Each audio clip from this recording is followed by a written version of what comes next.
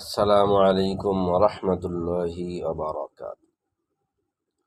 প্রকৃত মুমিনের পরিচয় সম্পর্কে আল্লাহ রাব্বুল আলামিন সূরাতুল আনফাল ৮ নম্বর সূরা ২ এবং ৪ নম্বর আয়াতে বলেন, বিসমিল্লাহির রহমানির রহিম, ইন্নামাল মুমিনুনা আল্লাযীনা ইযা যুকিরাল্লাহু ওয়াজিলাত কুলুবুহুম ওয়া ইযা তুলিয়াত আলাইহিম আয়াতুহু যাদাতুহুম ঈমানান ওয়া আলা রাব্বিহিম ইয়াতাওয়াক্কালুন الذين يقيمون الصلاة ومما رزقناهم ينفقون أولئك هم المؤمنون حقا لهم درجات عند ربهم ومغفرة ورزق كريم।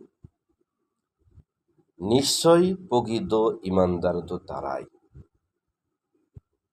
যখন তাদের সামনে আল্লাহর নাম উচ্চারণ করা হয় তাদের অন্তরটা ভীতু হয়ে পড়ে,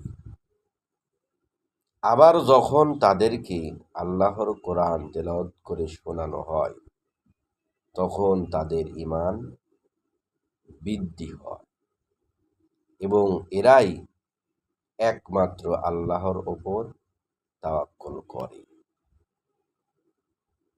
আর যারা নামাজ প্রতিষ্ঠিত করে এবং আমি যা কিছু দিয়েছি তা থেকে ব্যয় করে, এরাই হলো ঈমানদার।